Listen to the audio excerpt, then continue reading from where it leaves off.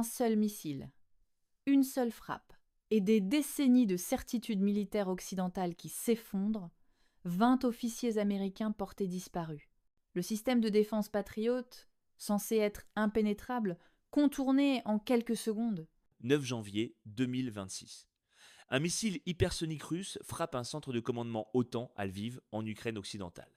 Comment la Russie a-t-elle percé le bouclier défensif le plus sophistiqué au monde? On va décrypter ensemble l'arme qui vient de redéfinir les règles de la guerre moderne et l'onde de choc géopolitique qu'elle provoque. La nuit du 9 janvier 2026 marque potentiellement un tournant dans l'histoire militaire moderne. Les rapports font état d'une frappe hypersonique russe sur un centre de commandement opérationnel de l'OTAN situé à Lviv, très loin à l'ouest du territoire ukrainien. Ce qui rend cette frappe particulièrement significative, c'est l'emplacement de la cible, n'est-ce pas? Absolument. Lviv n'est pas une position militaire ordinaire sur la ligne de front. C'est une zone considérée jusqu'alors comme un sanctuaire sécurisé, un arrière-front à l'abri des frappes directes russes. La cible serait un centre de commandement opérationnel dirigé par des officiers américains. Les sources évoquent près de 20 officiers américains portés disparus depuis cette attaque. Exactement. Le choix de cette cible est hautement symbolique. Frapper un centre de commandement, c'est décapiter la capacité de coordination des opérations. C'est un message stratégique en deux parties. Premièrement, nous savons exactement où vous vous trouvez. Deuxièmement, aucun emplacement n'est désormais hors de portée de nos capacités de frappe. C'est le tracé d'une nouvelle ligne rouge géopolitique, mais pour transmettre ce message de manière aussi catégorique, il fallait disposer d'une arme capable de franchir tous les systèmes de défense, y compris le fameux Patriot. Ce qui nous amène au missile Oreshnik lui-même. Qu'est-ce qui rend cette technologie si redoutable? L'Oreshnik est systématiquement décrit dans les analyses comme une arme qui redéfinit les équilibres stratégiques. C'est un missile hypersonique dont la vitesse dépasse largement Mach 10. Mach 10, c'est plus de 12 000 km/h. À cette vitesse, la distance entre la frontière russe et Lviv est parcourue en quelques minutes à peine. C'est effectivement d'une rapidité stupéfiante. Mais des missiles balistiques extrêmement rapides existent depuis des décennies. Qu'est-ce qui permet spécifiquement à celui-ci de déjouer les systèmes de défense les plus avancés au monde, comme le Patriot? Où se situe l'innovation décisive? C'est la question fondamentale. La vitesse seule ne constitue pas une révolution. Un missile balistique traditionnel suit une trajectoire parabolique prévisible. C'est essentiellement un projectile lancé à très haute vitesse suivant une courbe calculable. Les systèmes comme le Patriot, excellent précisément dans ce type d'interception. Ils calculent la trajectoire prévisible et positionnent un intercepteur sur son chemin. Mais l'Oreshnik fonctionne selon un principe totalement différent. Radicalement différent. Au lieu de suivre une trajectoire balistique fixe, l'Oreshnik serait capable, dans les toutes dernières secondes de son vol terminal, alors qu'il se déplace déjà à Mach 10 dans l'atmosphère dense, d'effectuer des manœuvres évasives brutales. Des changements de direction, des embardées totalement imprévisibles. Des manœuvres à Mach 10, c'est là que réside toute la difficulté pour les systèmes de défense. Exactement. Aucun ordinateur de défense aérienne actuellement déployé ne peut recalculer une trajectoire d'interception avec une rapidité suffisante lorsque la cible combine simultanément cette vitesse extrême et cette capacité de manœuvre. Imprévisible. Donc si je synthétise correctement, le défi pour le système Patriot n'est pas tant la vitesse brute du missile, mais plutôt l'imprévisibilité totale de sa trajectoire finale. Vous avez parfaitement saisi le cœur du problème. Les calculateurs balistiques sont conçus pour résoudre une équation avec des paramètres stables. Mais si les paramètres de l'équation changent de manière aléatoire à la dernière fraction de seconde, l'ensemble du système de calcul devient inutile. La chaîne classique de défense, détection, prédiction, interception, se brise à l'étape cruciale de la prédiction. Précisément. Et si vous ne pouvez pas prédire avec précision où sera la cible dans les prochaines secondes, vous ne pouvez tout simplement pas l'intercepter. La conséquence directe et immédiate, c'est que le mythe du bouclier défensif impénétrable vole en éclats. Des infrastructures considérées comme invulnérables se révèlent soudainement exposées. Le choc est autant psychologique que strictement militaire. Si le bouclier est percé, c'est l'ensemble de l'architecture de sécurité mondiale qui vacille. Commençons par analyser la réaction de Washington. Les sources évoquent un silence révélateur. Une forme de paralysie communicationnelle. Pas de déclaration martiale retentissante, pas d'annonce de représailles immédiates. Au contraire, on observe des réunions d'urgence à huis clos, des communiqués extrêmement prudents qui ne confirment ni n'infirment les faits rapportés. Ce qui constitue en soi un message indirect mais puissant. Un message de perplexité stratégique, possiblement d'impuissance tactique, et cela érode considérablement le statut autoproclamé des États-Unis comme protecteur militaire mondial capable de garantir la sécurité de ses alliés. Pour les alliés de l'OTAN, particulièrement en Europe de l'Est, j'imagine que les répercussions sont considérables. Pour des pays comme la Pologne ou les États baltes, ce n'est pas simplement une prise de conscience troublante, c'est l'effondrement du fondement même de leur architecture défensive. Leur stratégie de sécurité repose sur un postulat simple. En cas de crise majeure, les renforts de l'OTAN convergeront via des bases arrières considérées comme sécurisées, en Allemagne, en Pologne occidentale. Et si ces bases, ces ports, ces aéroports logistiques ne sont plus protégés efficacement? Alors l'ensemble du plan stratégique s'écroule. La question n'est plus quand arriveront les renforts de l'OTAN. Mais les renforts pourront-ils seulement arriver sans être neutralisés avant même d'atteindre le front?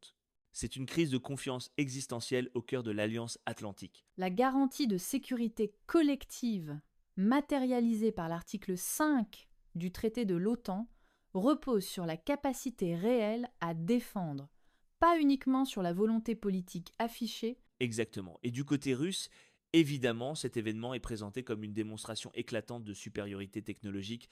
Moscou envoie un signal sans équivoque. Non seulement nous disposons d'une avance dans ce domaine spécifique, mais nous n'hésiterons pas à l'utiliser si nos intérêts vitaux sont menacés. Le coût potentiel d'une pression économique ou militaire sur la Russie vient d'augmenter de manière exponentielle. Le risque d'une escalade militaire précise n'est plus une hypothèse théorique débattue dans les think tanks. C'est une possibilité concrètement démontrée sur le terrain.